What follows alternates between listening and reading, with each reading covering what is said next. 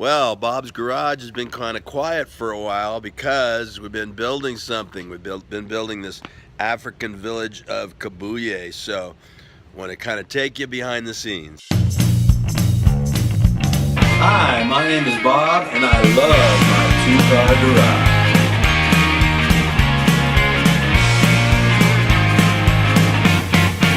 garage. First of all, check it out. We made this really cool sign. This is really what many of the road signs look like over there in Rwanda. This is Kristen, and she is the designing genius behind all this. And we are just really excited about this church that we did. In fact, it's so pretty, it gives us goosebumps. And this is our completed set.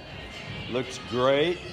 We got the church over here, which represents one of the missions of the church to plant churches. Over here, we got our corn house, which represents assisting the poor.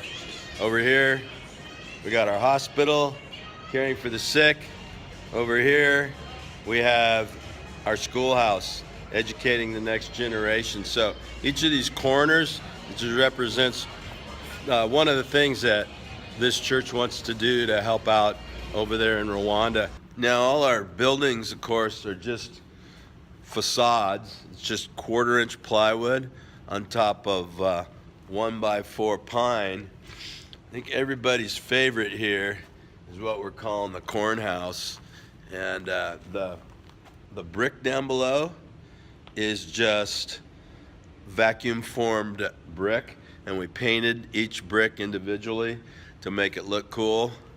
On the door here, this is just 1/4-inch Luan with pine.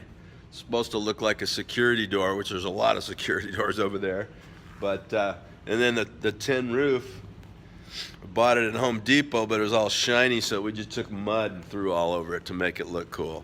Edison lights up there, also a nice touch.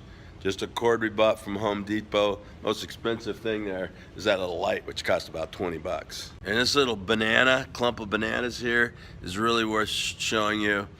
The stalk of the banana is made out of PVC pipe, and it was cut up and then welded together and painted green. I want to take you behind the scenes here to show you what it looks like from behind. So again, just the 1/4-inch plywood with 1x4 pine. Again, it's a good way to build stuff because it's nice and light. Use 2x4s for my jacks or braces in the back because I wanted some weight. It's going to be outside, might get blown around a little bit, but you can also make these jacks out of 1x pine. Had to sandbag it really well, again because it's outdoors, and if we get some wind, it could blow over. And we wanted this place to look and also sound like Rwanda and even smell like Rwanda. And there's a lot of wood burning over there in Rwanda, so set up a little barbecue, and it's about 6 o'clock in the morning right now. I'm going to start a fire so we can get some smells going on. We have speakers on each of our sets, and there it is right there. And we got sounds coming out in each of the corners. Sounds of a church, sounds of a school, sounds of a hospital. Now, frequently on a set, you'll need to make some doors and windows.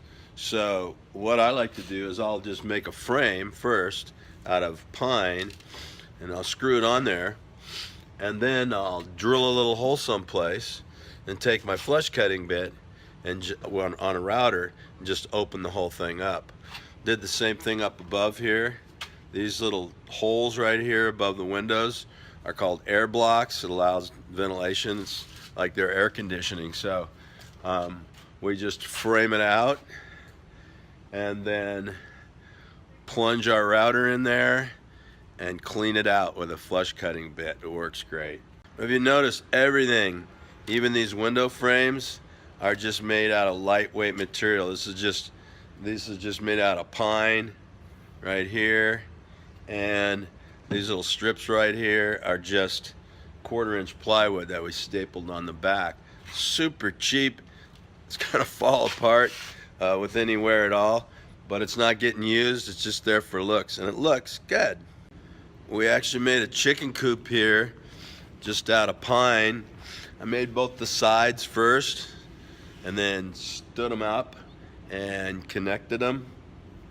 And then you can see down here, took a bunch of pallet wood and cut it up to make it look like a chicken coop that might be over there. One of my little girls here gave me another egg. I'm gonna enjoy this afternoon. We wanted a lot of this to look kind of authentic, so we found some sycamore branches, and we just cut them up. These are actually screwed together right here. The lashing's just for looks, but we cut them up and screwed it together, put some angles on it, used a pallet for the top. This is actually a drying table that they would use in Rwanda, and so we made that out of some branches that we found. We're actually gonna have some real goats here, so we made a corral out of branches as well. This is all screwed together on the joints, but then we lashed it together with actually inner tubes, because that's what they do over there. We got our little goat buddies here that hopefully it's going to keep them where they're supposed to be. Are you going to stay where you're supposed to be there, buddy? Yeah. Oh, you like to look at yourself, huh? We also made these little tables here out of pine, and these are supposed to be like little tables for the school children. And we just made some corners with 1x4 pine, and then some rails here along the top. This is all screwed together right here, and it's all just 1-inch pine that we screwed together. Our benches, I think, are kind of clever. We wanted to do they needed to be sturdy because we know people are actually going to be sitting on these, so put a 2x4 along the bottom there, and then just a plank of pine for the seat, and then kind of put a little angle on this to make it look cool. And of course, a little triangle right here to make the thing good and sturdy. So we're really proud of our little creation here. Okay, one of the little details I wanted to show you here on our set is the clean water initiative stuff.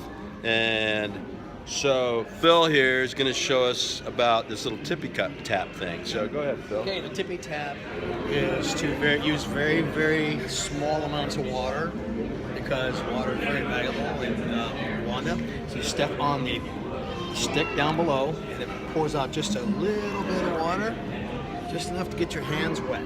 Okay. And you lift this cup up, and here's a soap. All right. And you soap up your hands real good, step on it, and rinse, and you're done. And we've used hardly any water, but yet our hands are clean. But this isn't like purified water, right? So for purification, if they want to drink water, they would use this thing over here. So show us. Larry show is us going to this. show you that. Okay. And then we have, it's actually a Sawyer filter made in the United States. It's used in backpacking quite a bit, but Okay. it's just a filter. The whole guts of the system is this filter that's kind of like a kidney dialysis. It filters out 99.999% of 0.1 micron bacteria and one-celled organisms. And it's all gravity filters, so all you have to do is, and it comes out clean. Setting it up took about 2 or 3 days, and of course we had to set everything up, all the buildings. That only took 3 or 4 hours, but staging it all, putting in all the chairs and the lighting and everything else. We had a team come in from the children's department here and fixed up the school. Of course, we had the rainwater guys come in and the Clean Water Initiative to set up the clean water stuff, and all the little extras.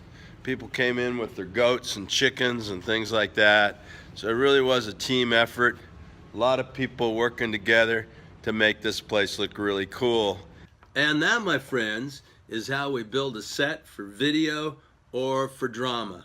Either way, it's a real creative process. You're gonna have a lot of fun with it. You're gonna use a lot of 1/4-inch plywood. You're going to use a lot of 3/4 inch pine because those are really lightweight materials and you want it to be that way. You're going to use a lot of screws, and you're going to use even more staples and glue. You're going to put everything together that way. Remember, in all labor there is profit, so whatever you're doing, work hard at it. It will pay off. Thanks for watching. Don't forget to like and subscribe.